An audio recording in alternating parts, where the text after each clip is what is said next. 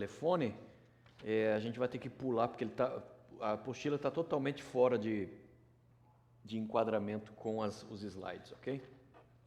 Então tem que ficar indo, voltando para poder enquadrar as duas coisas.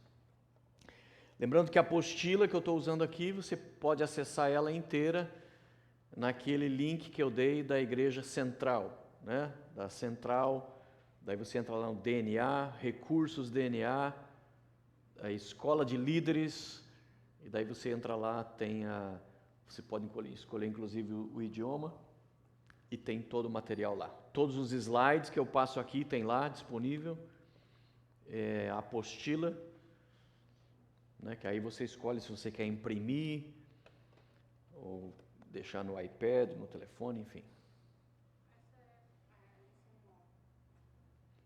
Hoje a lição 9, evangelismo. Vamos orar?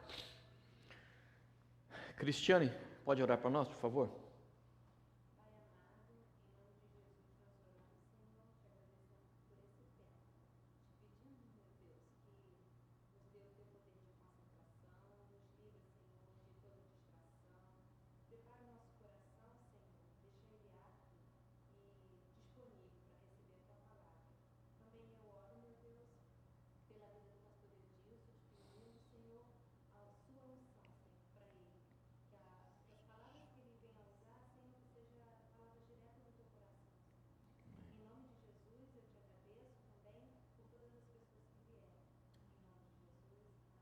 Amém. Amém. Muito bem, people. Então vamos lá. Evangelismo.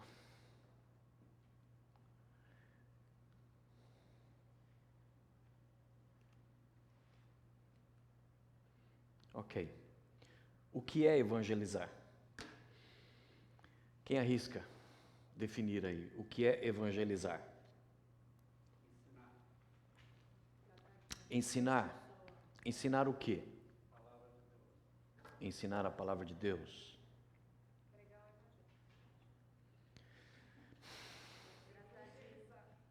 É uma resposta de safado aí, né? Evangelizar é pregar o evangelho. É responder e não responder, né? Como? Ensinar a respeito de Jesus? Mais ou menos. Ensinar sobre a salvação. Ok. Falar sobre o amor de Deus.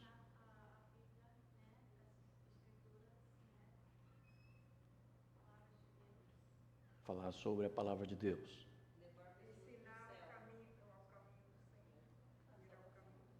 Ensinar o caminho do Senhor.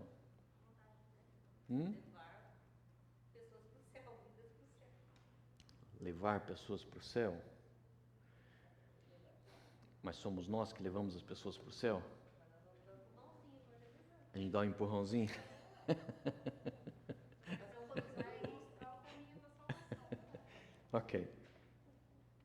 Ok, grande parte daquilo que foi falado tem a ver com discipulado, não evangelização, né?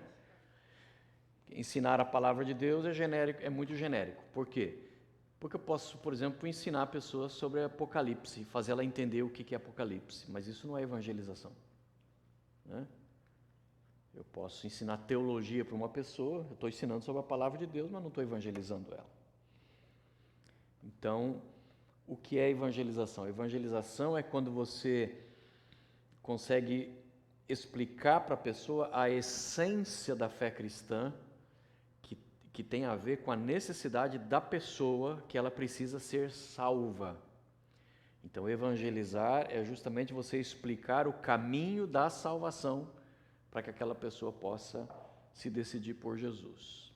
Então, nas palavras do Billy Graham, evangelização é proclamar o Cristo bíblico como Senhor e Salvador, com o objetivo de persuadir as pessoas a irem até Ele pessoalmente e então se reconciliarem com Deus. Então, evangelizar é mostrar a necessidade de salvação, mostrar o Salvador e o que a pessoa precisa fazer para ser salva pelo Salvador. ok? Então, isso é evangelizar. Então, é comunicar o evangelho da salvação em Jesus Cristo, ok? Então,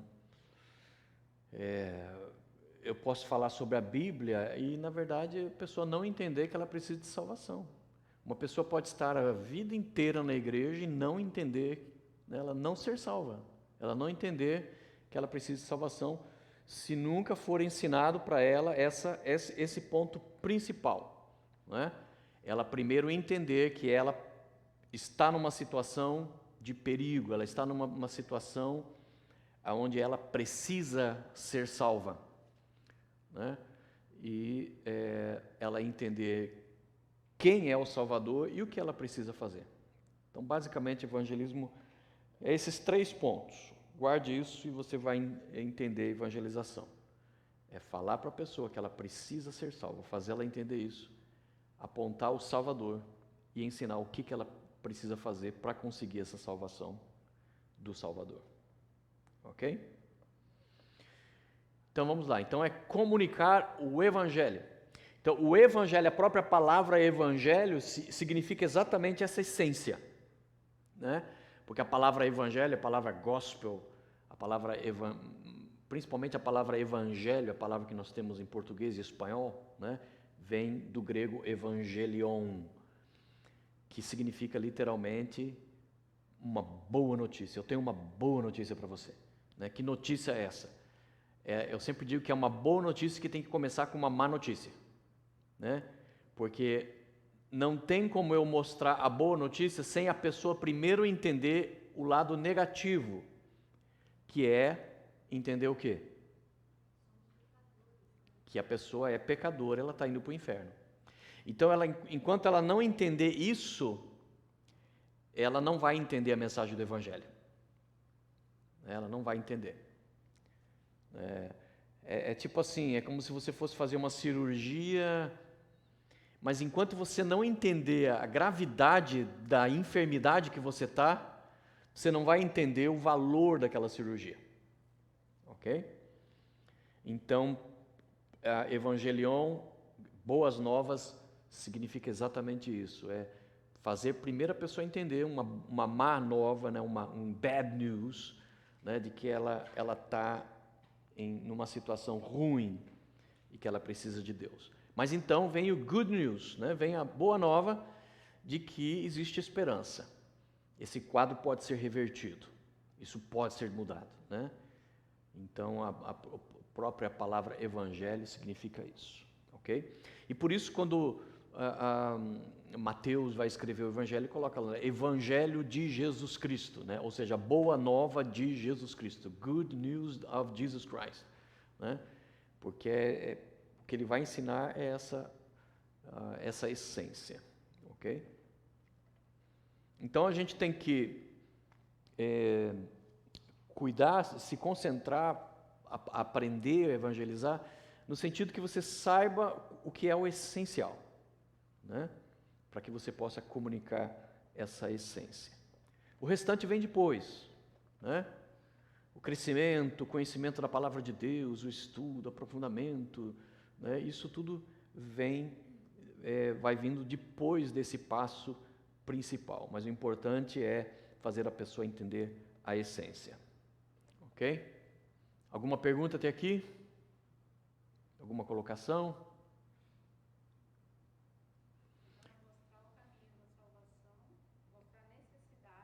Primeiro mostrar a necessidade, depois mostrar o Salvador e depois mostrar o caminho, né, da salvação. Eu fiz com a minha irmã essa semana. Esses 3 pontos? Se arrepender, Uhum. se não aceitasse Jesus, fosse batizado também, não dá. Exatamente. Se não largasse os santos, esse é o problema maior. Os Uhum. santos da Igreja Católica. É um arrependimento, é a parte do arrependimento, né? Principal, Ela precisa arrepender-se disso, né? nosso Salvador é Jesus. Exatamente. Então, esse ponto é muito importante, essa questão que você colocou. Por quê? Porque é importante, a gente vai estudar aqui, é importante entender também na evangelização, deixar bem claro a exclusividade do Evangelho. De que, porque quando você está evangelizando, você está querendo falar... Por isso que evangelização não é falar de Deus, não. Sim e não, né? É falar de Deus no sentido que Jesus também é Deus e Jesus foi enviado por Deus para nos salvar. Mas só falar de Deus não é evangelizar. Porque um dos problemas da evangelização é justamente isso. Você vai tentar falar de Deus para alguém, tentar evangelizar a pessoa, e a pessoa fala, é verdade, Deus é maravilhoso, eu amo Deus, eu amo Maria, eu sempre oro para São Pedro e tal, né? E aí você fica, e agora, né? A pessoa está dizendo que ama a Deus, como é que eu vou falar para ela que ela não ama a Deus? Mas aí a importância do evangelismo, que é você fazer a pessoa entender que só existe salvação em Jesus Cristo. Né? Porque ela pode se apegar a um monte de coisa e achar que está salva, e aí, por isso a importância de mostrar a situação da pessoa, a necessidade, mostrar o Salvador, que é só Jesus, e aí o caminho, o que ela precisa fazer para conseguir essa salvação. Eu falei para ela que Jesus, eles pensam que ele é filho de Maria, né? Maria, teológico. Bom, ele é, né? Filho de Maria, ele não é filho de José. Foi usado de Maria. Eu falei assim, mas Jesus, ele ajudou a fazer Maria. Uhum. Falei para ela. Ela não entendeu. Eu falei assim, Jesus estava no começo de tudo. Ele estava junto da Trindade lá quando fizeram a terra, quando fizeram tudo. Ela não sabia. Sim, acabei de lembrar. Ela não sabia disso. Eu falei assim, eu te mostro na Bíblia, não tá. Ok. Então o Pollock está dizendo que ele compartilhou exatamente esses 3 pontos com a irmã dele. E especialmente o católico, ele tem essa dificuldade de entender, ele acha que ele estando com Maria, ele está salvo, né? Porque de fato o catolicismo colocou Maria como corredentora dos homens, né? Ela é salvadora dos homens, assim como Jesus. E isso só foi colocado em 1800 e lá vai pedrinha, agora, recentemente, né? No catolicismo. Então, o próprio catolicismo, por vários séculos, não acreditava isso, só de 1800 para cá que eles começaram a acreditar. Mas o Pollock colocou um ponto certo, porque ela coloca, que não entende, mas Jesus é filho de Maria, então de alguma maneira ele é menor do que Maria, né? Ou Maria tem, uma vez que Jesus veio dela, então Maria teria a mesma autoridade. Mas na verdade, biblicamente, Jesus é muito maior, imensamente maior que Maria. Porque Jesus, na verdade, fez Maria. Ele é o criador de Maria, né? Porque ele é Deus. Maria foi apenas o veículo humano pela qual Deus se tornou carne, se tornou humano e habitou entre nós, né? Quem ressuscitou, quem morreu foi Jesus por nossos pecados e quem ressuscitou foi Jesus, né? Então, ainda que Maria tenha sido uma mulher espetacular, sem dúvida, uma serva de Deus tremenda, mas é um equívoco, ela também precisava de salvação. O que o católico geralmente não entende é que daí eles colocaram na oração de Maria, né, eles colocaram lá que Ave Maria cheia de graça, né? Mas na verdade, Maria não é cheia de graça, ela na verdade foi alvo da graça. Foi essa a palavra do anjo para Maria. Salve Maria, mulher agraciada. Ou seja, a mulher que recebeu a graça de Deus. Graça significa que você está recebendo um favor que você não merece. Então o anjo estava dizendo, em outras palavras, né? Você não merece, Maria. Você está recebendo um privilégio, né, de Deus. Então a própria Maria entendia isso, né? Jesus, na verdade, foi o Salvador, foi o Criador e o Salvador de Maria, né? Deus poderia ter usado qualquer outra mulher que ele quisesse, sem dúvida alguma. Isso daí, para a gente explicar, a gente está entendendo aqui como o polaco estava com a irmã dele, ficou lá meia hora sozinho, só ele e a irmã. No caso de uma célula, a gente deixa passar, ou de um Band of Brothers, ou na reunião de mulher, quando alguém começa a falar, interrompe no meio já, de alguma maneira, dá uma esquivada, não precisa ir a fundo. O que o senhor sugere? Que a gente já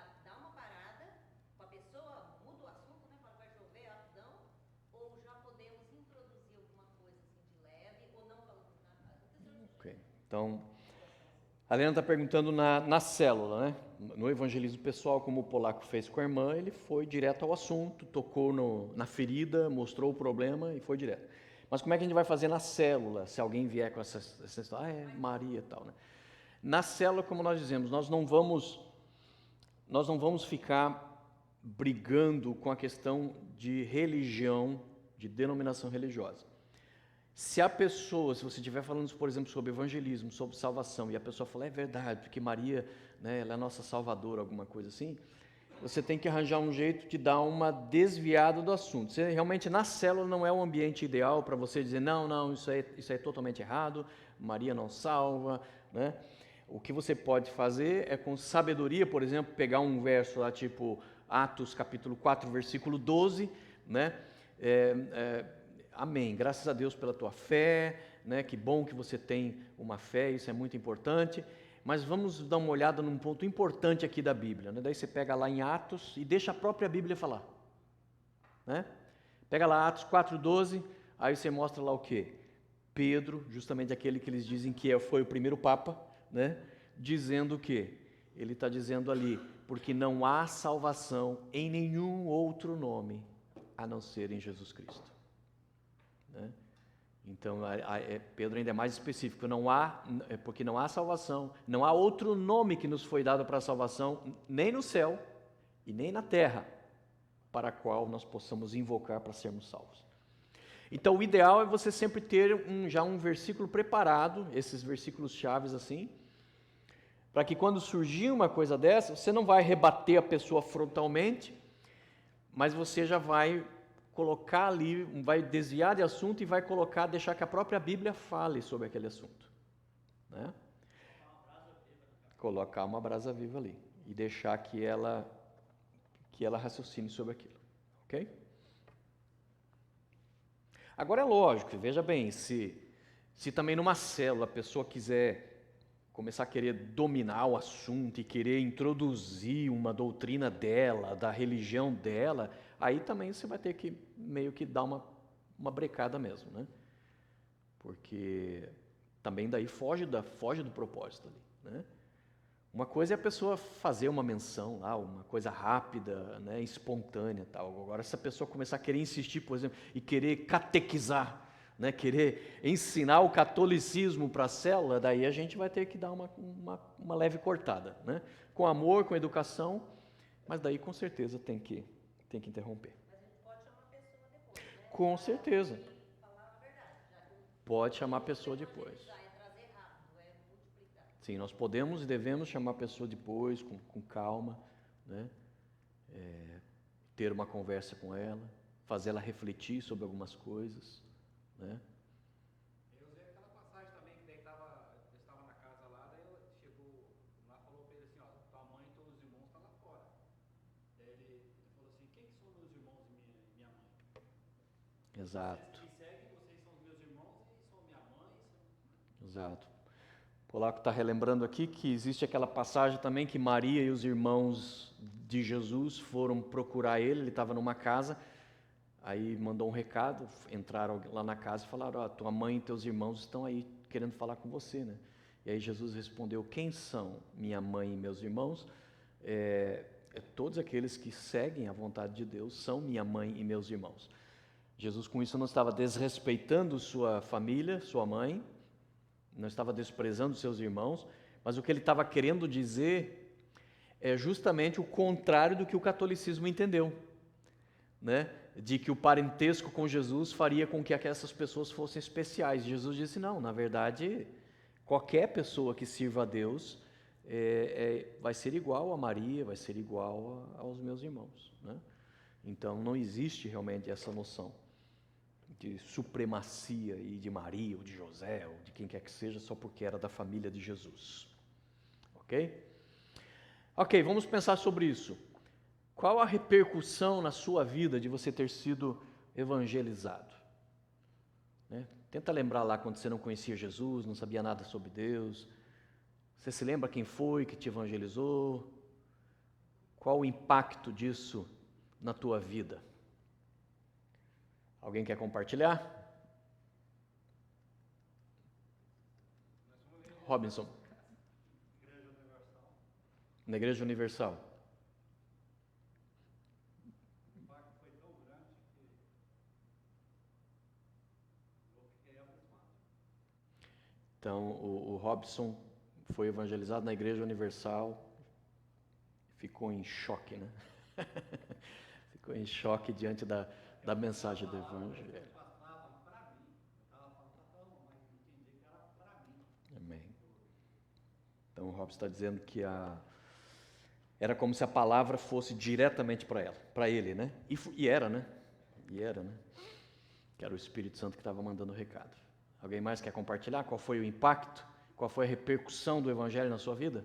Ó, eu fui para a igreja Maranata, A Perla foi para a Igreja Maranata, aceitei a Jesus lá, aceitou Jesus lá, mas eu considero que me impactou foi aqui.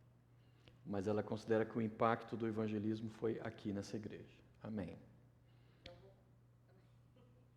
no Brasil, assim, tem duas pessoas que eu sempre louvo a Deus pela vida delas lá no Brasil, que me chamavam para ir a algum evento. Então, a Helena está dizendo que sempre tinha duas pessoas que sempre chamavam ela para ir a algum evento, Eu fui algumas vezes, que é onde ela foi algumas vezes. do louvor, só que no dia 26 de outubro de 2001, lá naquela igrejinha do Pizza Hut, quando o pastor falou, hoje pode ser seu último minuto, hoje pode ser o último dia da sua vida, se você não se decidir. E eu sempre ficava preocupada, ai, minha família, quem vai falar? Meu Deus, meus amigos, e agora? Sempre tinha isso. Naquele dia eu falei, não quero nem saber, quero mais é Deus, fui lá pra frente ainda, porque não era só mãozinha no coração, é bem aqui na frente. Então acho que isso tem que voltar. Tem que voltar. Tem que pôr a cara É lá. verdade. Já o lá que foi atrás, ó, glória a Deus por isso. Então, a Helena foi impactada por duas pessoas no Brasil, mas ela disse que em outubro de 2001, na nossa igreja, quando era lá do lado da Pizza Hut, eu fiz no dia 26 de outubro de 2001, um pastor terrorista falou que aquele podia ser o último dia da vida dela. Se ela morresse naquele dia, naquela noite, ela ia para o inferno. Funcionou, né? Terrorismo cristão funciona também, irmãos.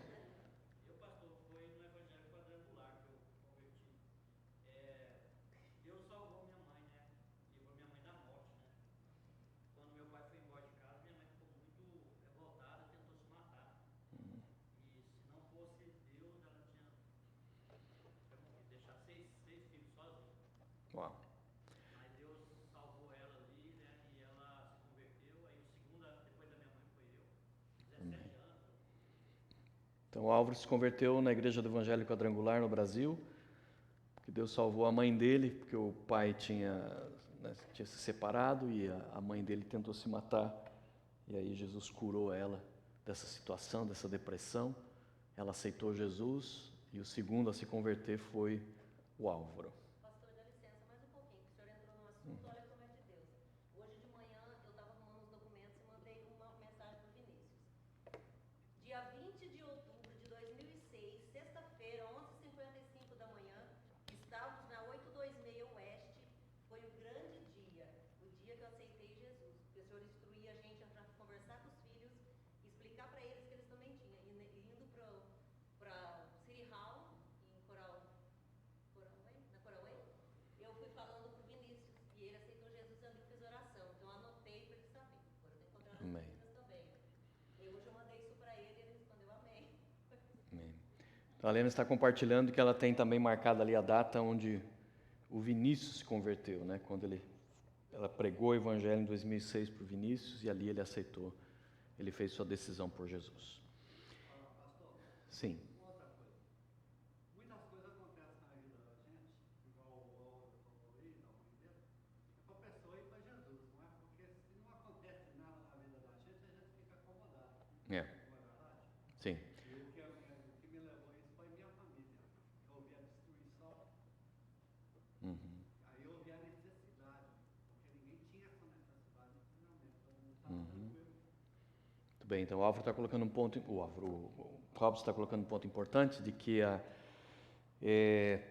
muitas vezes certas coisas que acontecem na nossa vida, né, de impacto negativo, é Deus permitindo, né, Deus agindo na nossa vida justamente para que a gente entenda essa necessidade e a gente se volte para Ele, né?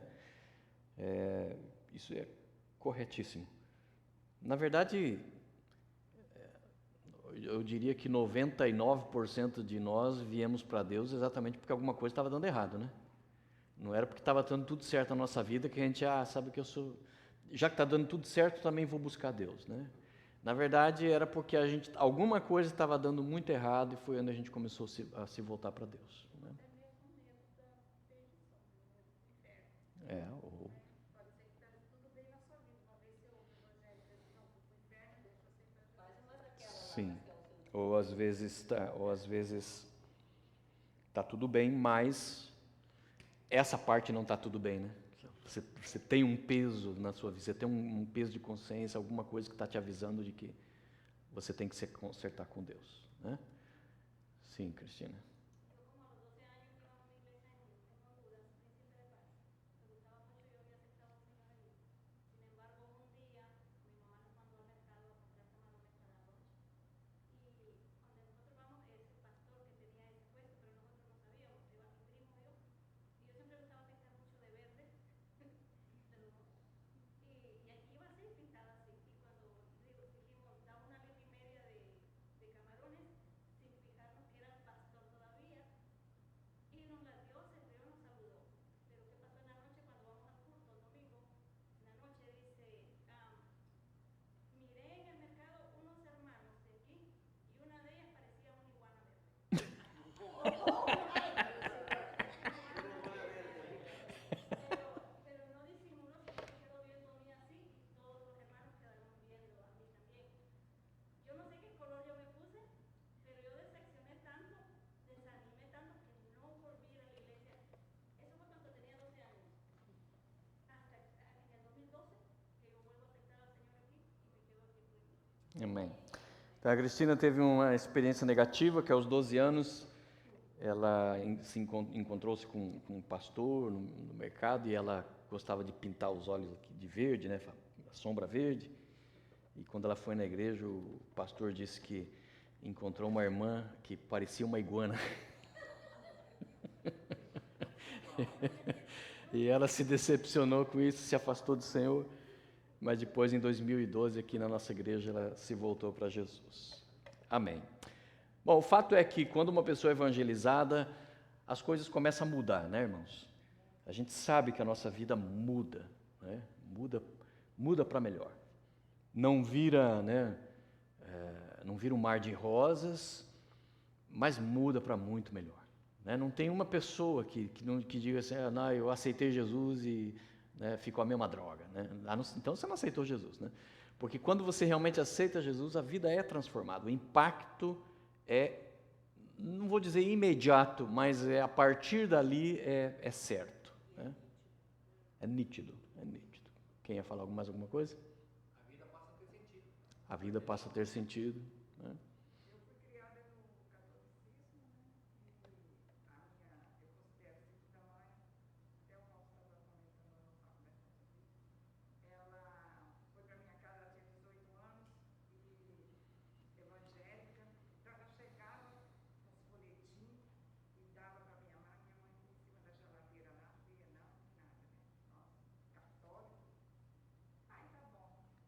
Aí vim pra cá, conheci o Robson, casei, estava grávida de Eloá, mas casei só, no civil.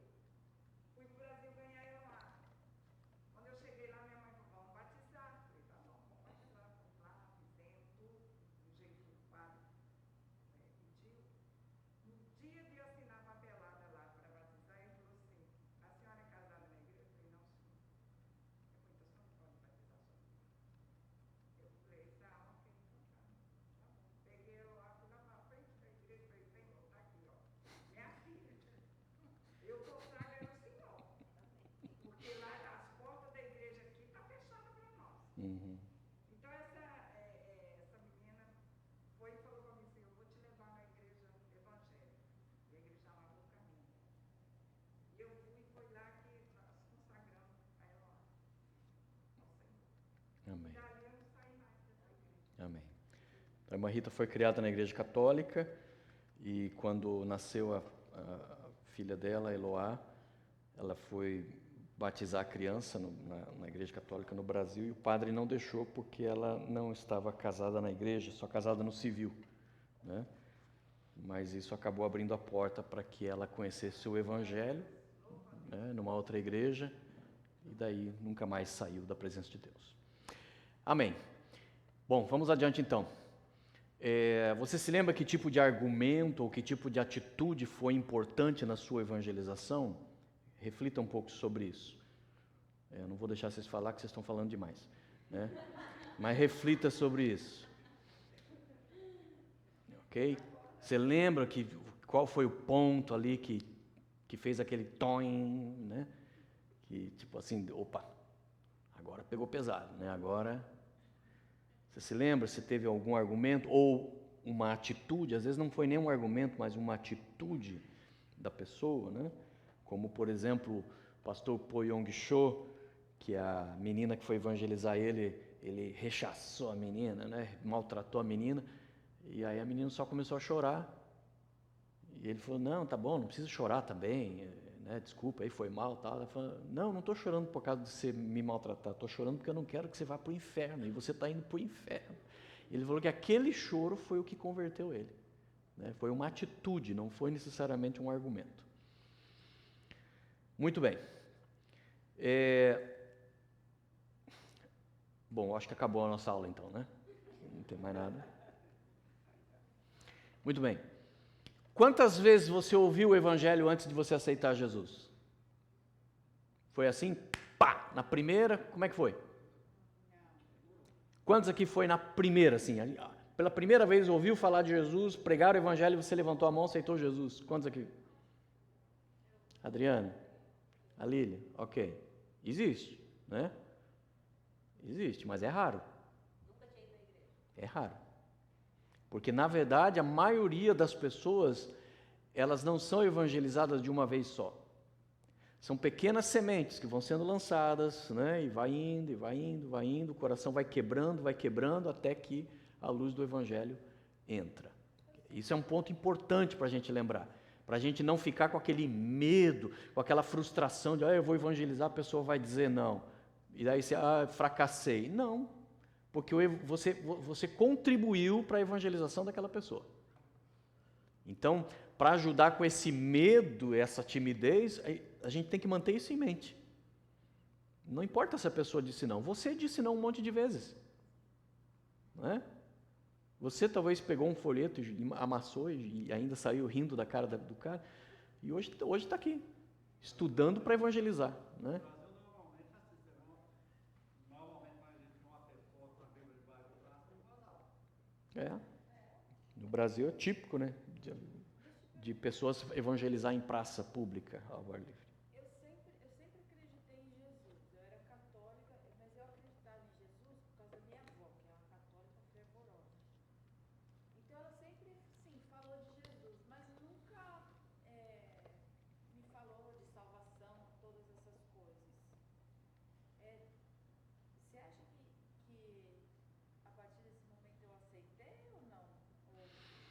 Tua Perla está falando que sempre acreditou em Jesus por causa da avó dela, que era católica, sempre muito religiosa, mas ela nunca falou sobre salvação, né? Então aí ela está perguntando aceitou Jesus ou não aceitou Jesus? A verdade é não aceitou Jesus, porque esse é o problema.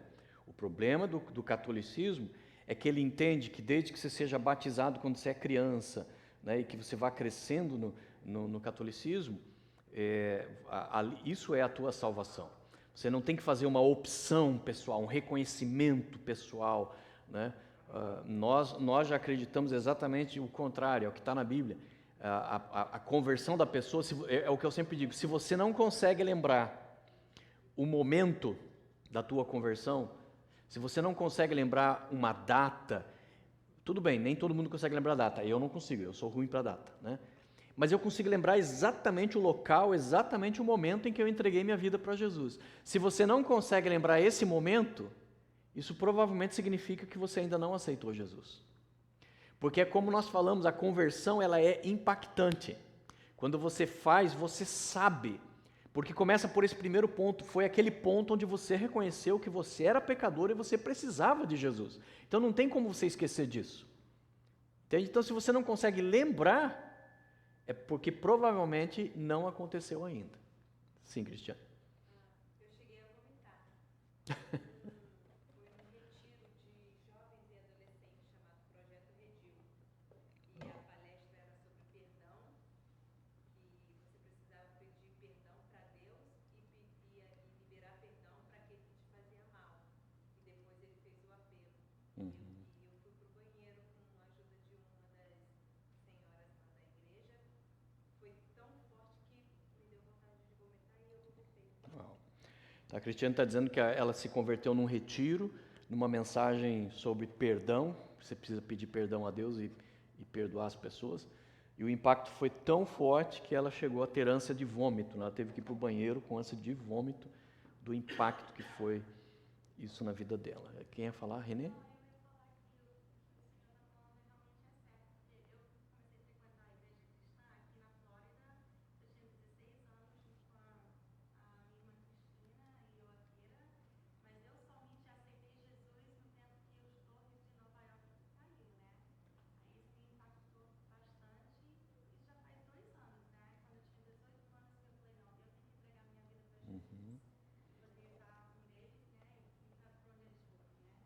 Isso. Então a Renê está compartilhando que ela frequentava a igreja, frequentou a igreja por 2 anos, mas foi somente 2 anos depois que ela entendeu que ela precisava de Jesus. Então, exatamente isso. Então, agora a questão é essa. A maioria das pessoas, na verdade, a evangelização não acontece num momento único. É um processo de evangelização, é um processo de convencimento. É uma obra do Espírito Santo que vai quebrando pouco a pouco o coração da pessoa, né? É uma semente, uma palavrinha. Então, como eu estava dizendo, para evitar esse medo, esse pânico de evangelizar e achar, porque eu nunca consegui, nunca deu certo, evangelizei, a pessoa ainda riu da minha cara. É só você entender isso. Não, você já fez a tua parte, você contribuiu, lançou a semente, o Espírito Santo vai usar isso e mais ou que outras pessoas fizerem, né, na conversão de uma pessoa. Ok?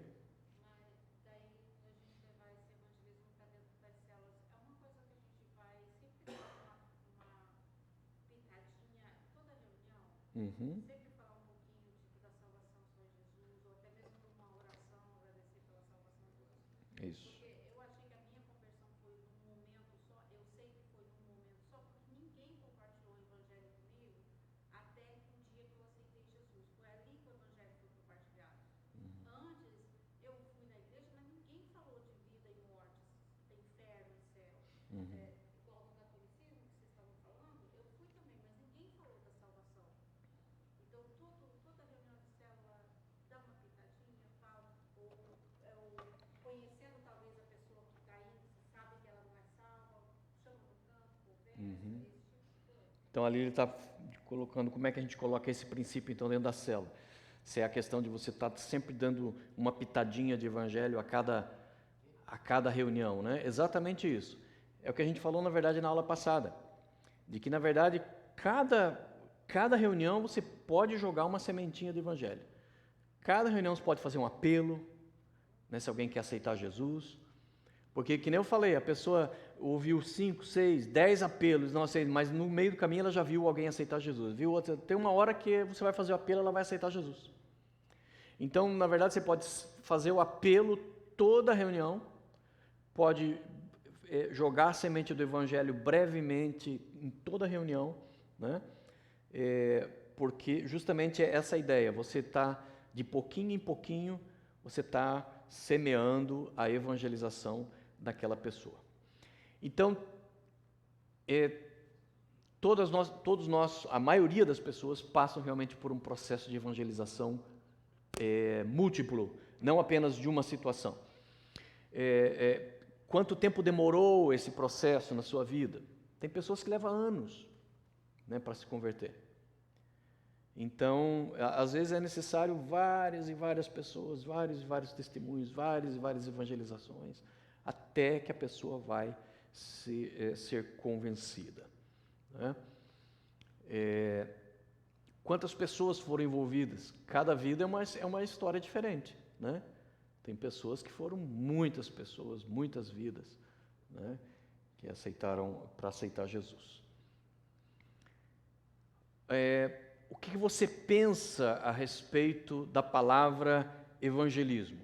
Normalmente, quando a gente ouve essa palavra, alguém disse o seguinte, ele falou que crentes e descrentes, o evangelismo tem o mesmo impacto na vida de crentes e descrentes, porque ambos ficam desconfortáveis.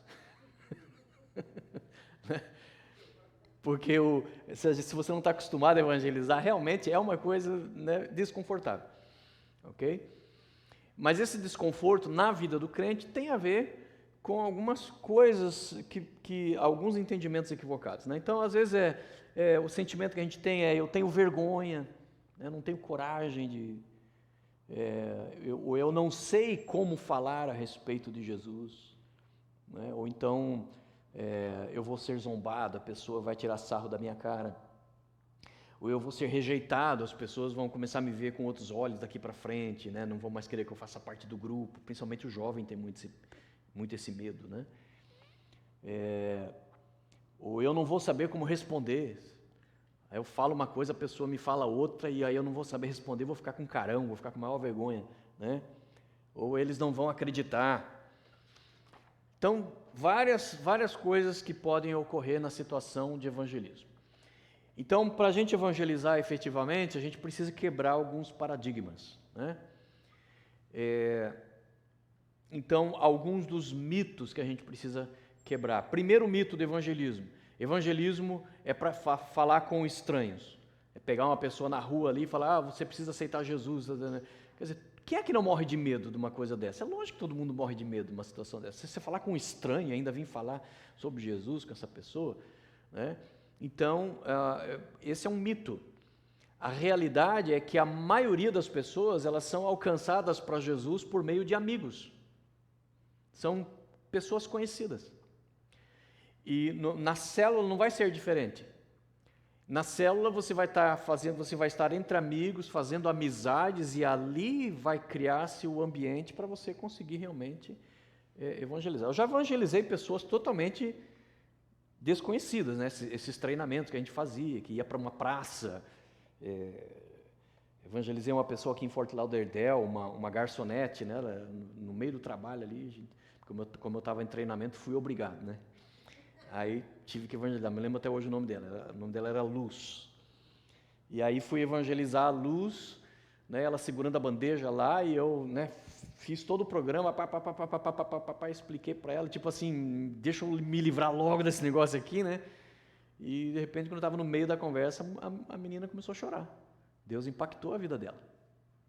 Né, e ela aceitou Jesus ali.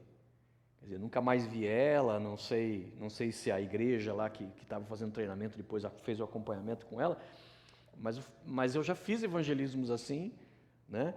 Já teve um outro também que eu evangelizei numa praça, que daí na hora que ele aceitou Jesus, daí na hora que eu orei por ele, falei, Senhor, fiz a oração, pedi para ele repetir comigo, falei, Senhor, escreve o meu nome no livro da vida, tal. Aí ele fez tal, e saiu, daí uns 10 minutos ele voltou e falou, aquela história de escrever meu nome num livro, eu não estou muito certo desse negócio não, tipo assim, não quero muito compromisso, né? Será que dá para pagar, né? Então eu já tive evangelismo assim, mas o evangelismo que eu fiz de pessoas que eu conheci, pessoas que eu trabalhava, né? Eu me lembro do Tió. O Tió era um maluco, um refúgio da era hippie, que trabalhava comigo lá numa mecânica, e o Tió era completamente doido, completamente cozido, né? Tinha poucos neurônios que tinha sobrado das drogas, mas o Tió foi ali, anos ali, né? Ele vinha com conversa fiada, eu tacava o evangelho nele, falava da palavra de Deus, e ao longo dos anos o Tió aceitou Jesus, né? E outras pessoas que eu tive esse privilégio. E na verdade,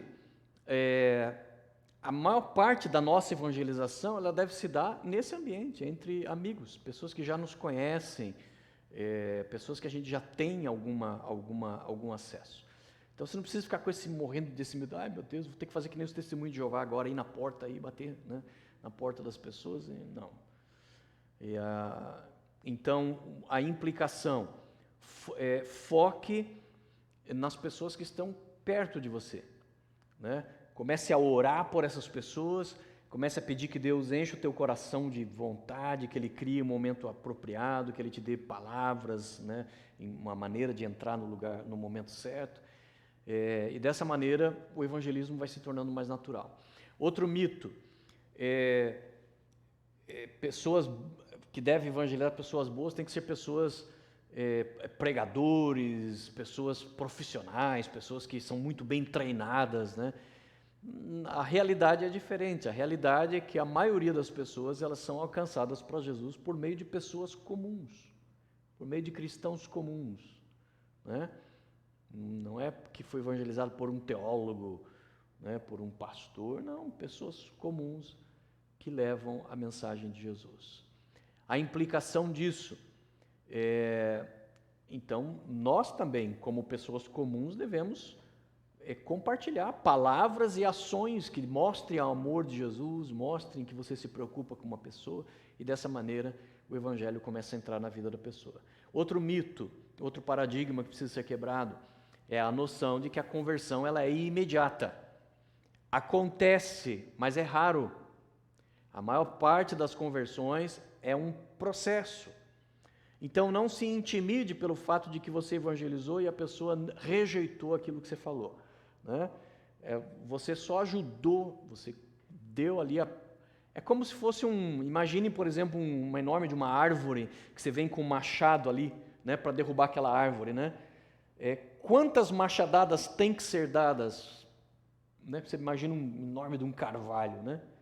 Aí você vem com o machadinho ali, sai um negocinho de nada, né? Vixe, mas nada. Não fez nem cócega na árvore, né? Mas a árvore vai cair se você continuar dando machadadas, não vai? Ela vai. Então, às vezes, o que você fez foi um talho ali que você fez. Você arrancou um pedacinho, uma fraçãozinha, né? Para quebrar aquela resistência demoníaca que está na vida da pessoa. Então, não se intimide por isso, ok? Então, a implicação disso, esteja aberto para muitas oportunidades, toda oportunidade. Fale, lance uma semente, pregue, né? Mande um vídeo, mande um e-mail, converse com a pessoa um pouco, entre num assunto espiritual com a pessoa, fale de Jesus um pouco, né? E isso ali vai começar a evangelizar, o processo de evangelização. Outro mito, para evangelizar eu tenho que saber usar as palavras corretas, eu tenho que saber o método correto. A realidade, na verdade, as pessoas elas são muito mais tocadas por uma ação do que por palavras. Na verdade, é aquilo que eu falei aqui semana passada. Falei, quantos aqui, quando aceitaram Jesus, realmente entenderam a salvação, entenderam a doutrina bíblica? Quantos aqui? Ninguém. Eu fui criado em igreja, levei anos para entender a questão da Trindade, para entender que Jesus é Deus. E eu fui criado em igreja. Então, não tem problema, irmãos, de você achar que eu preciso saber preparar o evangelho aqui certinho, que não tem como o cara escapar, né? Vou preparar todas as respostas. É bom que você se prepare o máximo que você possa, mas você precisa entender que quem convence é o Espírito Santo, não somos nós, né? Quem pode realmente transformar uma vida é o Espírito Santo. Então, principalmente, o que vai mais tocar a pessoa é o fato de que você se preocupou com ela, né? Você demonstrou amor por ela. A Tânia vai levar em consideração, muito mais do que as palavras do polaco, a atitude dele, né? De demonstrar, meu irmão falou sério comigo, ele mostrou a importância de que eu preciso de Deus. Esse relacionamento vai ter mais impacto na vida dela, na verdade, do que as palavras que você disse, né? Então, a implicação, procure atender à necessidade das pessoas, né? Às vezes a pessoa, Às vezes a pessoa chega desesperada para você, porque né, aconteceu alguma desgraça na vida dela, tal, e a pessoa vem ali chorando, você fala, isso é porque você precisa de Jesus, né? E aí começa pá. Às vezes o que a pessoa precisa é um abraço, né? O abraço que às vezes ela não recebeu, você dá aquele abraço, né? Ora por ela, deixa eu orar por você aqui e tal. Você nem pregou o evangelho no sentido clássico, mas o fato de você ter feito uma oração por uma pessoa desesperada, né? Fez a pessoa começar a se abrir para o evangelho. Okay? Então não é questão de palavras certas. A gente vai estar oferecendo treinamento para você poder ter fluência e ter uma certa segurança, né, na evangelização. Mas o mais importante é entender isso. Não é a respeito de palavras, ok? Existem métodos evangelísticos, né? Evangelismo explosivo, evangelismo das 4 leis espirituais, vários métodos. Eu acabei de dar um método aqui no começo da aula, né? Que é você fazer a pessoa entender 3 pontos, né? A necessidade de salvação, quem é o Salvador e como eu faço para alcançar essa salvação do Salvador. É um pequeno método. Mas, na verdade, quando você vai para a Bíblia mesmo, você percebe que a palavra, não há um método de evangelização. Quando você vai ali no livro de Atos, você não encontra um método de evangelização. Você encontra cada um evangelizando de um jeito diferente. Né? Você encontra lá Pedro falando lá sobre o profeta Joel, sobre o batismo com o Espírito Santo. Ele usa o batismo com o Espírito Santo como meio de trazer evangelização. Você já encontra Paulo pregando para os atenienses, para os gregos, citando para eles a religião deles. Observei aqui que vocês gregos são muito religiosos e eu vim falar aqui sobre um Deus que vocês não conhecem. Né? Então, você percebe que não existe um método de evangelismo. Né? Nós podemos aprender métodos, mas o principal é que, na verdade, não é só sobre palavras, né? Mas principalmente muito mais ações e atitudes. Outro paradigma é de que isso vai depender da influência da pessoa, né? Se for um cara assim muito santo, for um cara muito ungido, muito cheio do poder do Espírito Santo, aí ele vai conseguir convencer. Na verdade, na prática, quantos mais cristãos aquela pessoa vai tendo contato, cristãos verdadeiros, é claro, né? Não cristãos que vão dando mau testemunho, mas com quanto mais cristãos essa pessoa vai se deparando, ela vai sendo evangelizada com aquilo. Porque ela vai vendo a vida das pessoas. Então, às vezes, mesmo sem palavras, ela vai observando, poxa, eu quero isso que esse povo tem. Né? Então, a implicação dessa realidade introduz as pessoas ao maior número de cristãos. Por isso a importância da célula. Né? Introduz a pessoa para conhecer mais cristãos. E isso vai ajudar no processo de evangelização dessa pessoa. Ok?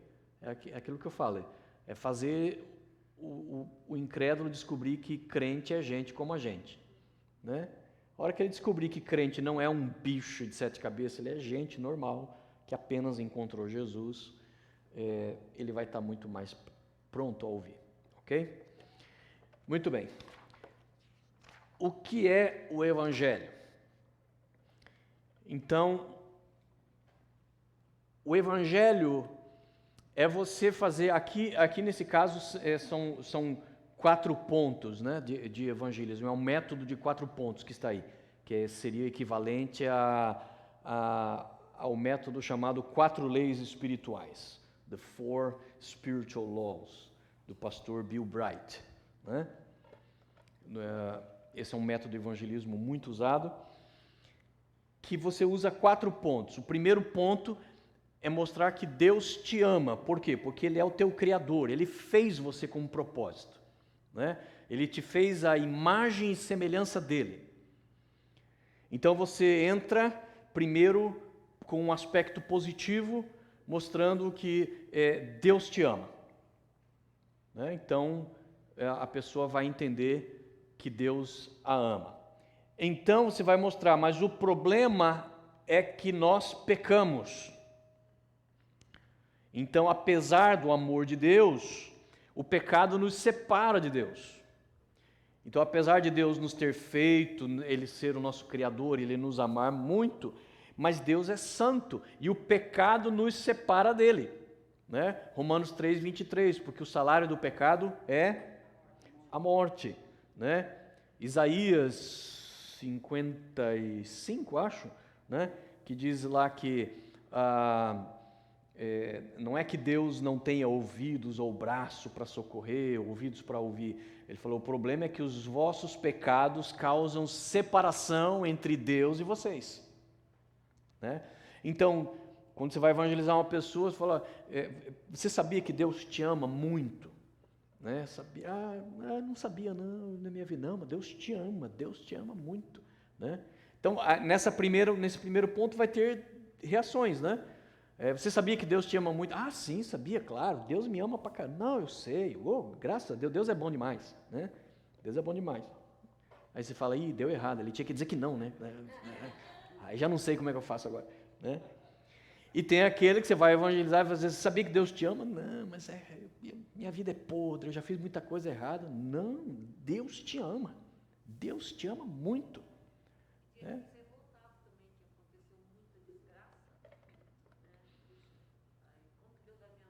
Tem os revoltados com Deus, né? Como Deus me ama e tal, né?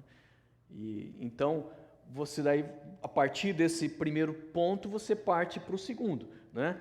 Então, Deus te ama. Não, Deus não me ama, não, porque eu não tenho valor nenhum, a pessoa é cheia de complexo, cheia de trauma, fala, não, Deus te ama, daí você dá ênfase nisso, não, Deus te ama muito, Deus te criou, Deus te fez uma pessoa especial. Aí você cita lá o Salmo 139, que Deus nos fez de uma maneira especial, Ele próprio nos teceu com a mão dele no ventre da nossa mãe, né? Deus quer o nosso bem, Deus se preocupa conosco, tal, né? Então você enfatiza o contrário do que a pessoa diz, né? Se a pessoa acha que Deus não ama, você enfatiza o amor. Se você fala do amor de Deus e a pessoa diz, não, com certeza, eu tenho certeza que Deus me ama, claro que Deus me ama. Aí você tem que enfatizar o segundo ponto. Só que o problema é o pecado. Você sempre tem que ir o contrário do que a pessoa está dizendo, né? Pastor, a minha língua é meio solta às vezes. Se a pessoa fala assim, não, eu sei que Jesus me ama, que Deus me ama, né, tal. Aí você fala, ama nada. Eu na minha cabeça, na hora que você falou isso, eu já pensei. Aí você falou assim, aí deu errado, né? Uhum. Eu já ia falar assim, mas por que você tem tanta certeza que Deus te ama? Eu ia falar assim. O que Deus te fez que você tem tanta certeza? Então a Perla está dizendo que ela vai evangelizar, ela fala, Jesus te ama. Ela fala, eu sei. Aí ela fica, mas como assim, né? Eu falei, então, como você tem certeza que Jesus te ama, né? O que ele fez para você? Então, o que foi que Jesus fez, né? Então, a ideia é, primeiro mostrar o amor de Deus, depois você mostrar que apesar do amor de Deus, existe o problema do pecado. Né? O pecado entrou no mundo, não existe uma pessoa que não pecou, todos pecaram e destituídos estão da glória de Deus, incluindo Maria, né? Incluindo Maria, porque quando Paulo disse todos, é todos, né? Então todos pecaram. Então o pecado nos separou de um Deus que nos ama. Né? Aí você fala, só que Deus resolveu esse problema enviando o seu Filho. Então o Deus que nos ama desde o início, mas que se separou de nós por causa do nosso pecado, Ele deu um jeito de resolver esse problema enviando o Filho dele para resolver o problema do pecado. Né? Então, Deus enviou, é o que Jesus disse em João 3,16, né? Deus amou o mundo de tal maneira, ele começa com o amor, né? Que enviou o seu Filho unigênito, né? Para que ninguém pereça, né? Mas tenha a vida eterna para todo aquele que crer nele. Então, Jesus está falando ali de que apesar do amor de Deus, o homem está perecendo, mas ele enviou Jesus para resolver essa situação. Então são os 4 pontos desse evangelismo aí.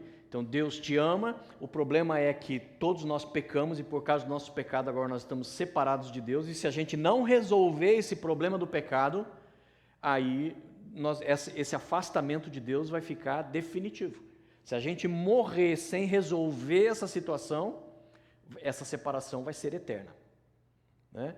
Mas a boa nova é que Deus enviou o seu Filho para resolver isso. E como é que Ele resolveu? Ele morreu para pagar esses nossos pecados, né? Para pagar a pena, para pagar a culpa desses nossos pecados. Nossa, Ele fez isso por mim? Fez. Ele fez isso por você. Mas e agora o que eu tenho que fazer? Agora a única coisa que você tem que fazer é reconhecer os teus pecados. Reconhecer que você é pecador e reconhecer que Jesus é o teu Salvador. Então ele pegou as nossas culpas e colocou sobre ele, e ele foi para a cruz para morrer a nossa morte, para enfrentar essa separação de Deus que nós tínhamos.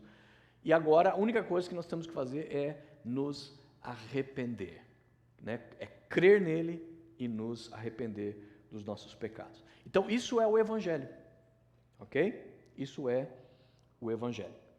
Então, no Evangelho de 3 pontos que eu dei lá no começo, quando você mostra a necessidade da pessoa de salvação, você já está englobando ali a questão de que a pessoa, eu não começo pela questão do amor de Deus, né? Mas já começo mostrando o segundo ponto, que é a necessidade da pessoa. Ela precisa de salvação porque ela é pecadora. Todos somos pecadores, ok? Daí tem detalhes que depois a gente vai estudando e a gente vai aprendendo mais detalhes sobre isso, né? A pessoa, por exemplo, vai dizer: ah, não, mas eu não matei ninguém, não roubei ninguém, como se os únicos pecados que existissem fossem assassinato e roubo, né? Então, aí você vai mostrar para a pessoa, né? Daí entra, por exemplo, o evangelismo do Ray Comfort, né? Que daí ele fala, a pessoa vem com esse argumento, ele fala: você já ouviu falar dos 10 mandamentos? Já. Ele falou, um dos mandamentos diz lá, não roubarás. Você já roubou alguma coisa na tua vida? Uma borracha, uma bolacha, uma caneta. Você já roubou alguma coisa na tua vida? Né? Aí todo mundo já, né? Então aí eu falo,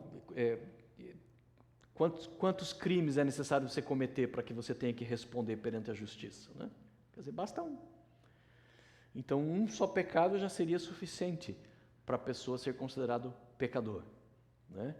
Mas na verdade nós fizemos uma coleção enorme, né, de pecados. A gente colecionou pecados ao longo de toda a vida. Mas Deus enviou o seu Filho e Ele nos chamou, né, Ele nos chama então ao arrependimento. Então, já que a ideia do arrependimento é o seguinte: se Jesus teve que morrer pelo meu pecado, é porque o meu pecado não é brincadeira, é coisa séria demais. Então, por isso eu preciso admitir o meu pecado, preciso me arrepender dele, né? Eu preciso, nossa, custou a vida do meu Salvador, então realmente meu pecado é muito sério, não dá para eu brincar com isso. E você então começa a entender que você precisa mudar também, né, de atitude, mudar de vida, ok? Mas primeiro começa pelo arrependimento, ok? O que não é o Evangelho? Então, o que não é o Evangelho? Essa pregação de que Deus quer que você seja rico, que Deus quer que você seja próspero, né? Isso não é Evangelho. E, na verdade, na maior parte das vezes, nem é bíblico. Então, o Evangelho não é ficar dizendo para as pessoas que Deus quer prosperar, que as pessoas vão enriquecer, que quem é pobre vai poder comprar uma casa, e etc. Não, isso não é Evangelho. Okay? Isso é o Evangelho da prosperidade, que é um câncer no meio da igreja moderna, né? O que não é o Evangelho? É dizer que Deus é amor, então está tudo bem. Ele não vai levar em consideração os meus pecados, né? Não, Deus é amor, mas Deus também é justiça, né? Deus também é santo. Então Deus não é só amor, é um erro, é um equívoco você achar que só porque a Bíblia fala de um atributo de Deus, achar que esse é o único atributo de Deus. Deus é santo e Ele é justo. ok? Então, apesar de Deus ser amor, como a gente viu lá, Ele nos ama, realmente Ele nos ama, mas o pecado ofende a Deus e nos separa dele. Então, isso não é evangelho, ok? E tem muita igreja hoje nessa linha aí, dizendo, não, Deus te ama, tá tudo bem, né? Então não importa o pecado que você tenha, não importa, o importante é que você entenda que Deus te ama. Existe também aquela linha de que acha que eu tenho mérito, né? Não, é porque eu trabalho muito para Jesus, eu faço muita coisa para Deus, então Deus, isso vai me ajudar na minha salvação. Essa é a base do catolicismo. O catolicismo acredita literalmente na salvação por obras. Okay? Por isso que ele nunca vai dizer o dia que você aceitou Jesus. Porque na verdade ele acredita que desde que você creia em Jesus, e que você continue católico e sendo um bom católico e fazendo coisas para Deus, fazendo coisas para a igreja, sendo uma boa pessoa, você está, na verdade, garantindo a tua salvação nos céus. Mas a Bíblia diz claramente que salvação é sem mérito, né? Eu não mereço ser salvo, eu sou salvo pela graça, sem merecer nada, sendo pecador, sendo, né, miserável, Deus me alcançou, então isso aí não é evangelho. Outro equívoco é um evangelho bastante comum hoje, que é a ideia de que Jesus veio para transformar a sociedade. É uma ideia de um evangelho social. Esse evangelho social é que essa noção de um evangelho social é que está trazendo comunismo, está trazendo marxismo, que são ideologias demoníacas, para dentro da igreja. Por quê? Porque quem defende essa ideia de arrumar a sociedade e trazer o bem da sociedade, ajudar os pobres, é o lado político chamado esquerdista, esquerda, né? Aqui nos Estados Unidos é representado principalmente pelos democratas, no Brasil são petistas e outros grupos políticos. O problema é que esses grupos eles são totalmente comunistas, marxistas, socialistas, e quando você estuda essas ideologias, elas são completamente demoníacas. Aonde elas entraram? Aonde essas ideologias entraram, elas acabaram com a liberdade, elas fecharam as igrejas, mataram os crentes, proibiram a Bíblia, e por incrível que pareça, tem um monte de crente se unindo a esse tipo de mentalidade. Por quê? Porque eles têm uma noção distorcida do Evangelho. O Jesus veio para arrumar a sociedade. Não veio. Ele veio para transformar vidas. E um dia, lá no futuro, aquilo que eu preguei domingo, aí sim ele vai vir para estabelecer um reino, e aí sim ele vai mudar a sociedade. Ele não veio para mudar a sociedade, tanto é que a Bíblia profetiza que esse mundo ele só vai de mal a pior, ele só vai se agravar, essa sociedade só vai ir de mal a pior, né? Então Jesus não veio para arrumar a sociedade, ele veio para transformar as pessoas. Agora é claro que transformando as pessoas, sociedades inteiras podem ser transformadas, ok? Sim, Robson. Aí eu minha pergunta, pastor. O senhor está falando isso de política democrata ou republicano, aonde fica o Ku Klux Klan nisso, que mata muitos cristãos? Presos, Fora da Bíblia, fora da Bíblia. porque eles são white supremacists. Sim. E eles é que estão destruindo as igrejas, os pretos, os brancos, Sim. tudo que não concorda, tudo que é contra, aceita isso. Sim. Eu não estou dizendo com isso que republicanos são os santos e são os que representam o Evangelho. Eu apenas estou dizendo que os democratas, e isso democratas que eu estou falando hoje, porque os democratas, por exemplo, dos Estados Unidos, do tempo do Kennedy, era outra história. Não tinha nada a ver com marxismo, não tinha nada a ver com comunismo. Isso é de décadas para cá que a esquerda americana ela se contaminou com isso. Agora, isso não significa, não justifica, e realmente, pessoas da Ku Klux Klan são geralmente republicanos, né? Agora, não significa que os republicanos, não, nós somos aqui os que realmente representam o evangelho. Não, de maneira alguma. Ok? A mesma coisa no Brasil. Você dizer que o que eu estou dizendo é um fato. Se você for pegar os democratas hoje, qual é a ideologia que vocês seguem? Você vai ver que está tudo ligado ao marxismo. Se você for pegar, entra lá no website do Black Lives Matter. Você pensa que é uma questão racial? Não, entra lá no website deles e você vai ver o quê? Está lá, eles são marxistas. Marxistas, ok? Então o que eu estou dizendo é um fato. Eu não estou defendendo aqui qual partido é certo ou errado, mas isso é um fato. Que a esquerda, onde quer no mundo, aonde quer que você tenha o segmento político de esquerda, ele é totalmente marxista e comunista. No Brasil não tem exceção. Se for para o Chile, for para a Argentina, for para qualquer lugar do mundo, é a mesma coisa. O segmento político hoje chamado de esquerda, ele é totalmente ligado ao marxismo. Agora, não significa que quem não é da esquerda, automaticamente significa que está fazendo tudo certo. De jeito nenhum. Mas isso tudo opera porque está escrito na Bíblia?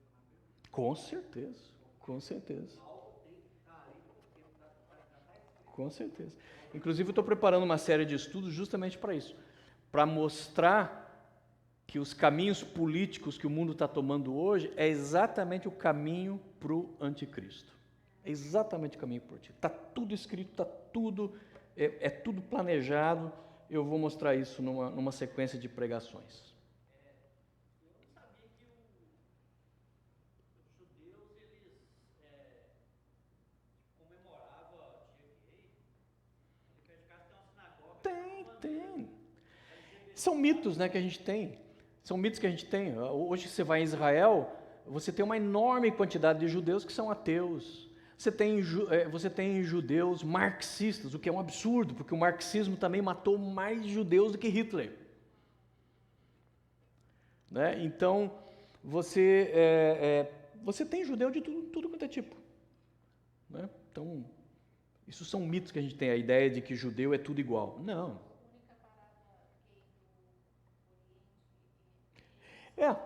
A única parada gay que existe no Oriente Médio é em Israel, porque também é o único país democrático do Oriente Médio, né? Se tiver nos outros, morre. Né? Então, a questão, o ponto que eu estou colocando de novo, o que eu estou colocando é só um fato, eu não estou defendendo aqui democrático ou republicano, é um fato, né? É uma questão que a pessoa vai lá, procura descobrir qual é a agenda, qual é o background dos partidos esquerdistas de qualquer lugar do mundo e você vai descobrir que é marxismo. Ok? E o marxismo, desde a sua origem, quase 200 anos atrás, ele pregava o quê? Ele pregava a extinção da família, a eliminação da religião, a destruição da noção de Deus e a perversão sexual justamente como um método para ajudar a destruir a família. Ok? Então isso está desde o princípio nessas ideologias. Ok? E por isso que eu digo que há uma incompatibilidade completa de tentar conciliar o cristianismo com isso. Não tem como. Não tem como. Até mesmo porque, historicamente, como eu falei, onde o socialismo, o comunismo assumiu o poder de um país, a primeira coisa que eles fizeram foi fechar igrejas e matar cristãos. Porque faz parte do manual, faz parte do livro de Marx, faz parte da filosofia de Marx, que eles não podem ter vozes discordantes. E o cristianismo discorda. Né? Então, mas não teve exceção. Em Cuba, na China, União Soviética, Coreia do Norte, onde quer que o comunismo e o socialismo chegou ao poder, eles destruíram, a primeira coisa que fizeram foi destruir a igreja de Jesus. Então o cristianismo achar que tem como você se apoiar em ideias marxistas É um enorme, é aquilo que Paulo falou, é você tentar sentar na mesa de Deus e na mesa dos demônios ao mesmo tempo. Não tem como, é irreconciliável. Mas Ok? para quem não sabe sobre isso, e todas essas agendas tem isso, né? Tem esse fundo, essa cartilha.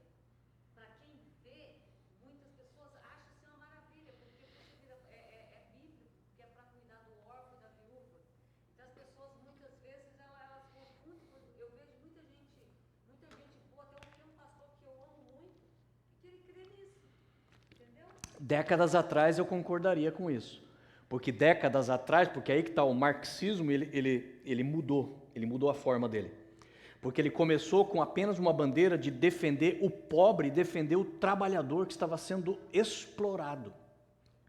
Hoje não funciona mais esse argumento deles. Então hoje eles, em vez de defender o trabalhador, eles passaram a defender o que é chamado de minorias. Então realmente o cristão podia até ser enganado no passado e dizer, não, poxa, não tem nada de errado em defender o trabalhador, não tem nada de errado em defender o pobre, é verdade. Mas hoje você não precisa nem saber conhecer marxismo nem nada, para você ver que uma bandeira, um partido que defende homossexualismo, que é radicalmente oposto ao que a Bíblia ensina, né? Aborto e coisas desse gênero, você fala, não, tá fora, não tem como eu, como cristão, defender isso aqui. Pastor, mas o problema está justamente aí, esse problema aí. É porque é uma bandeira que defende vários setores. É o poder da liberdade. A pessoa tem liberdade se eu quero. Eu não posso. É a mesma coisa. Se eu tivesse uma filha lésbica ou um filho gay, não é eu que vou consertar ele. Ali é a mesma coisa, eu vou falar, poxa, ele nasceu assim, foi assim. É esse que está o problema aí, que nós queremos que as pessoas sejam igual a ele. Isso aí não vai acontecer nunca. Ninguém vai ser igual a ninguém. Todos Certo. nós temos digitais diferentes. Sim, Eu vou pegar cada ser humano que é digital dele, não vai bater. sim. Então não é nós que vamos consertar essa filosofia. Então, o Robson está colocando a questão de que essa questão de homossexualidade, por exemplo, entra na questão de defesa da liberdade, que as pessoas não serão iguais e você tem que respeitar a diferença das pessoas. É verdade. Mas aí, nesse caso, nós temos que fazer uma opção. Nós temos que fazer uma opção. Eu vou seguir o argumento de que as pessoas nascem assim e de que isso está certo, ou eu vou seguir o que a Bíblia diz. Aí é uma questão de cristianismo. A Bíblia afirma isso, de que não, as pessoas nascem assim, são assim e devem ser aceitas assim. Não, a Bíblia não fala. Então, nesse ponto, é como eu preguei domingo. Como a Bíblia tem todas as digitais de que aquele ali é o livro de Deus, então eu sigo o que a Bíblia diz. Então, se a Bíblia diz que Jonas foi engolido pela baleia, eu creio. Se dissesse que Jonas engoliu a baleia, eu também ia acreditar, porque é isso que eu creio na palavra de Deus. Então eu vou ter que ter a opção, né? Eu vou crer no que Deus fala ou no que a sociedade fala, entende? Agora veja bem, isso nunca significou que o crente não tenha que respeitar o negro, o que na verdade é uma falácia, uma mentira imensa. Por quê? Porque, por exemplo, o pentecostalismo, saiu uma reportagem agora no Brasil lá, um livro, aliás, a religião mais negra do Brasil. Aí você pensa o quê? O candomblé?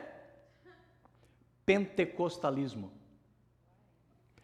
Porque quando você vai nas igrejas pentecostais, são as igrejas que mais têm negros.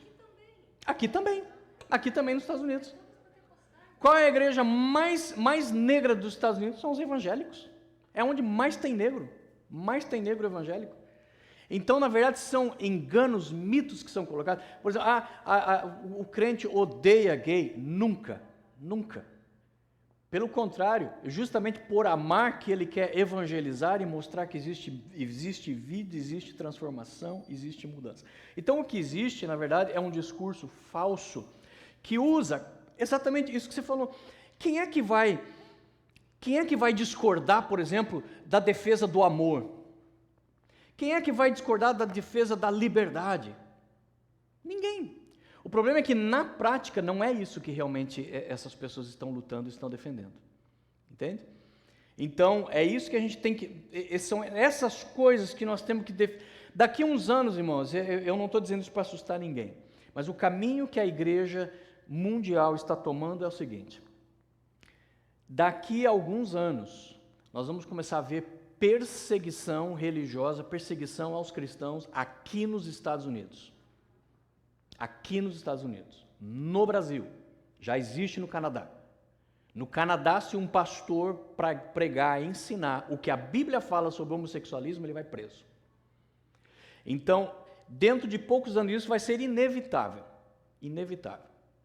Dentro de poucos anos, o que nós vamos ter é perseguição ao cristianismo. O cristianismo vai ser empurrado, como foi lá em Roma, empurrado para a ilegalidade.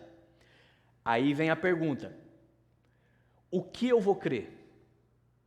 Eu vou crer na Bíblia ou vou crer no que a sociedade está tentando me impor? Então, o tempo todo nós vamos ter que ter exatamente isso em mente. Não, eu entendo que existe dificuldade, existe conflito, mas o que a Bíblia fala? E aí fala, no que realmente eu creio? Eu creio realmente em Deus ou não creio? Eu creio realmente na Bíblia ou não creio? E aí a gente se firma na palavra de Deus. Entende? Então, eu entendo que existem conflitos, existem coisas, existem situações específicas que você fica, poxa, mas olha a situação da pessoa. Sim, eu entendo, claro. Mas a questão principal é o que eu vou realmente defender? Os argumentos da sociedade, ou mesmo que se torne leis, eu vou obedecer às leis dos homens ou à lei de Deus? Então, no final, né, no apagar das luzes, tudo vai se resumir a isso. No que realmente eu creio? Quem realmente eu sigo? Né? A Jesus ou a ideologias? Mas eu entendo que essas coisas também não são fáceis. Eu entendo perfeitamente o teu ponto de vista. Também não é só preto no branco, né, essas histórias. Tem muita coisa ali turva, muita coisa que é conflitante. Tem Ku Klux Klan, tem esses crentes retardados que ficam com faixa, né? Os gays vão para o inferno, você vai queimar no inferno. Isso é crente? Isso é cristão? Isso é papel de cristão? Não é. Mas o que eu quis dizer não é isso. O que eu quis dizer é que realmente existem coisas erradas que a gente não vai mudar. Ah, não, com certeza. Exatamente por isso essa questão. A gente entender que nós não vamos mudar a sociedade. Nós temos que ajudar a transformar vidas. Mas a gente tem que receber cada pessoa como ela é, com amor. Com certeza. Não vou falar que se eu amo a Deus, Com certeza. se eu não amo uma pessoa que está no pecado. Com Foi certeza. isso que Jesus falou, que ele veio aqui para curar quem está doente. Mas eu não veio aqui para curar quem está Você doente. lembra da nossa igreja? Você estava vindo na época? A gente já teve várias vezes, 20 anos que eu estou aqui, teve casal, mulher, já teve... Casal de lésbicos. Então assim, e a gente sempre tratou muito bem, e até hoje, convidei para o aniversário das minhas filhas, não era só na igreja. Tem uma lésbica que toda vez que eu encontro com ela, pastor, e me beija, e me abraça. Eu nem sei se eu devo beijar, né? Porque, poxa, eu vou beijar um homem, né? Eu não sei como é que eu reajo, né? Porque ela é mais homem do que eu, né? Eu falei, caramba, né? Mas me respeita pra caramba, entendeu? Porque não significa que porque a pessoa é diferente que eu não vou respeitar e não vou amá-la, né? Eu acho que isso é um conflito, dessa nossa geração. Porque eu acho que quando você fala sobre minoria, o que a sociedade, na minha opinião, está fazendo é colocando a igreja evangélica, os crentes, tipo assim, vocês não toleram, vocês são intolerantes. Na verdade, a igreja não é intolerante. Sim, existem pessoas intolerantes. Mas não a igreja, né? Mas não é igreja total. Então, eu penso assim que muitas, até na minha família, falam, puxa vida, assim, mas por que vocês não gostam do gay? Meu filho, a gente gosta, e nem disso, eu adoro essa pessoa, e Deus falou, pessoas gays vêm na igreja, pessoas com vícios. Então, a sociedade, esses grupos de minoria, eles estão querendo o quê? Querendo fazer com que a sociedade tenha aversão pela igreja. Então, não vai na igreja. Essa é a agenda. Essa é a agenda. O ativismo das minorias, né? Tipo assim, você não gosta de negro, por que não? Eu adoro negro, né? Meu melhor amigo quando era solteiro era negro, né? Não tem nada.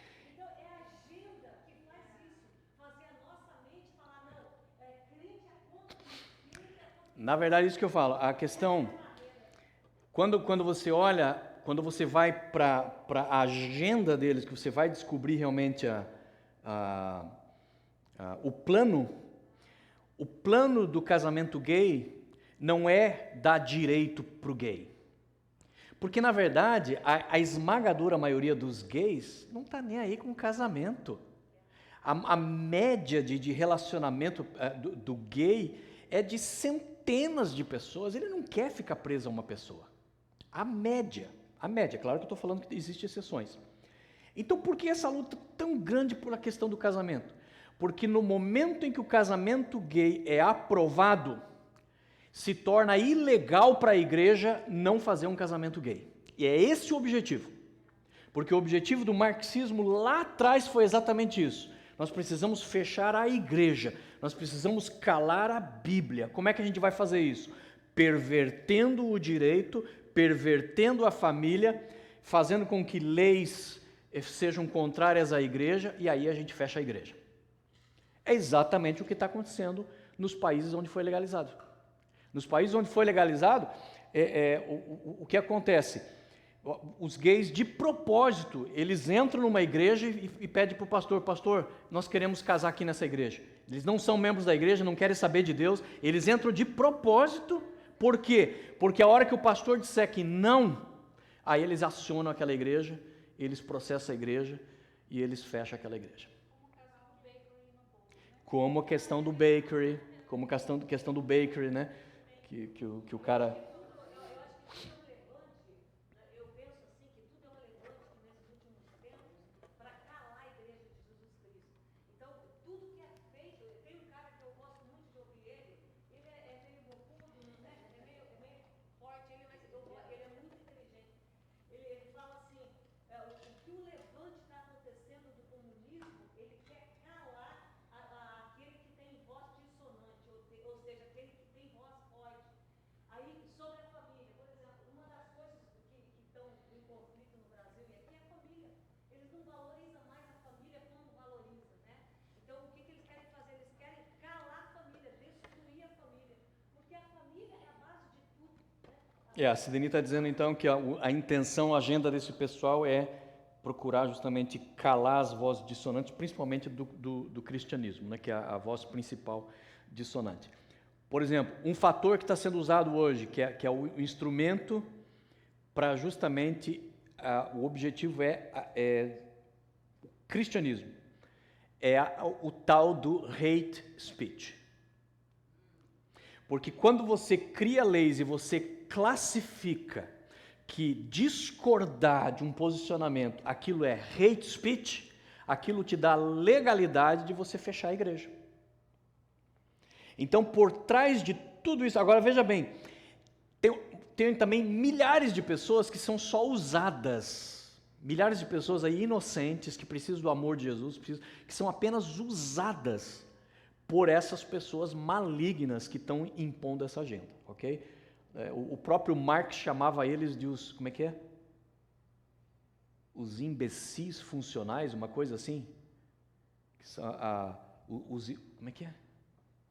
Uma coisa assim, os imbecis funcionais. Ele próprio dizia que ele sabia que ele ia usar uma massa, uma enorme quantidade de pessoas, na verdade, inocentes, que iam acreditar na causa, mas, na verdade, gente com intenções malignas por trás disso, tentando ir contra argumentos. Então, por exemplo, se um pastor ou um cristão hoje, pode ser qualquer cristão, na rede social mesmo, você se posicionar e disser para não, eu acho que o que o Black Lives Matter fez nos Estados Unidos está errado, automaticamente o que eles vão colocar, isso que você falou, vão classificar como? Hate speech. Ele é racista, ele é contra os negros. Não é isso que eu estou falando. O que eu estou falando é que eu não concordo que em defesa do negro você saqueie lojas, que em defesa do negro você mate o policial negro, ou o policial branco, né? Então, tudo isso nós temos que entender que por trás disso, acima de tudo, existe uma mentalidade satânica. Existe o destruidor que vai entrando e trazendo destruição para a sociedade, para a igreja e usando um monte de gente também inocente. Para preparar. Agora, o que você falou está certíssimo, nunca duvide disso.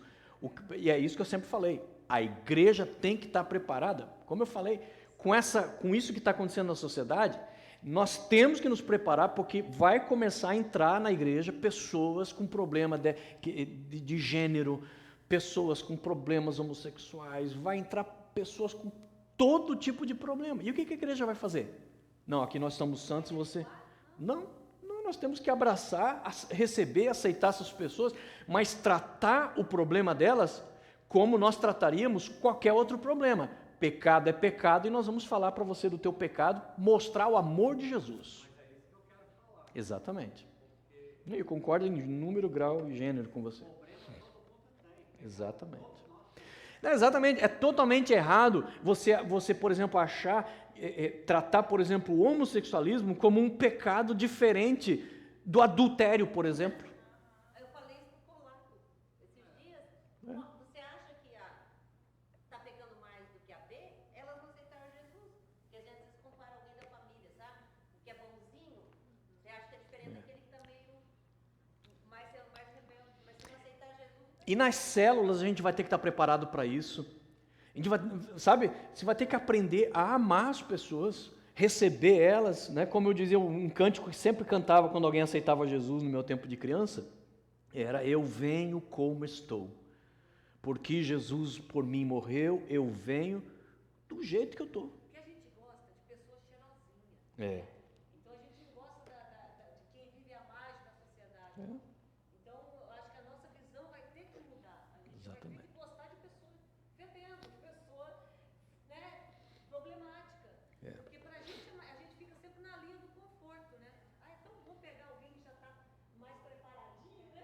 Que não precisa me esforçar. Então é isso. Então, esse evangelho social, de revolução social, transformar a sociedade, é uma distorção do evangelho. O evangelho nunca propôs isso. O evangelho sempre propôs, não, você vai transformar vidas, né?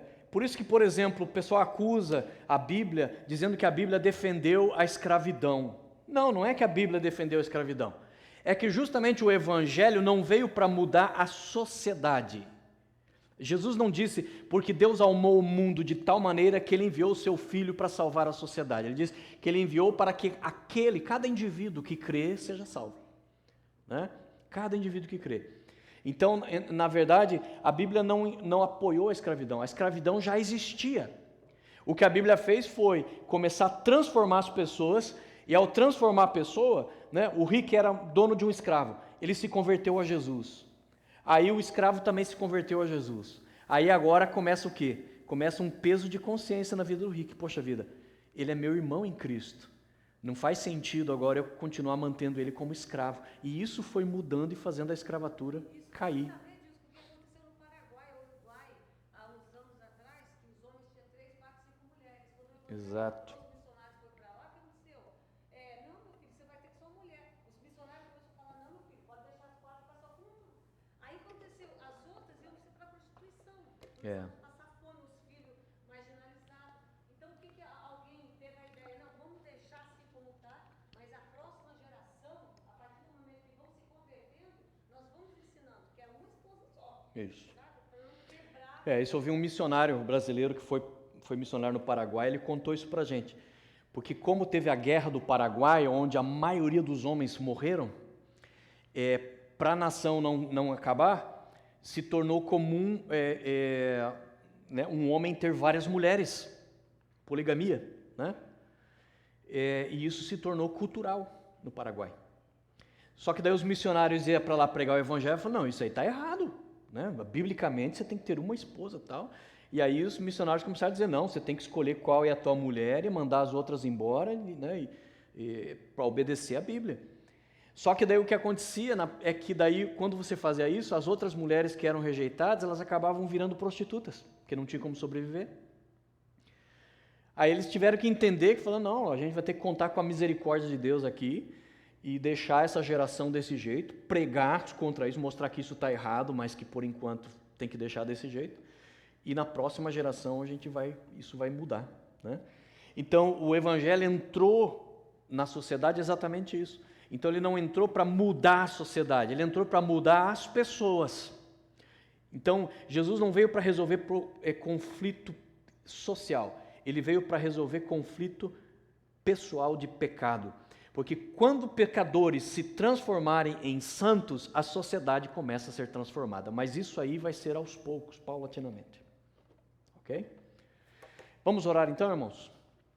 Mas muito bem colocado esse ponto aí, Robson. Concordo com você plenamente e precisamos estar preparados para isso. Nas células vai aparecer esse tipo de situação e a gente tem que estar pronto a amar, respeitar essas pessoas, né? Mas levá-las a Jesus do mesmo jeito. Levá-las a Jesus do mesmo jeito. Ok? Vamos orar então? Pai, em nome de Jesus, nós queremos te louvar, Senhor Deus, te agradecer pela tua presença no nosso meio, por esta aula, Senhor Deus, onde aprendemos, Senhor Deus, sobre a importância do evangelismo.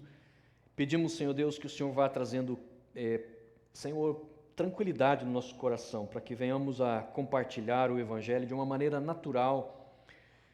E, Senhor, aquilo que fizeram conosco, de um dia falar, confrontar a nossa situação, o nosso pecado, e isso transformou a nossa vida para tanto melhor, Pai.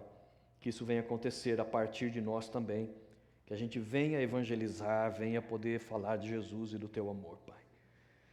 Senhor, nos ajude a estar preparados para receber as pessoas do jeito que elas estão e deixar que o Espírito Santo de Deus as transforme, Senhor. Não somos nós que vamos transformá-las.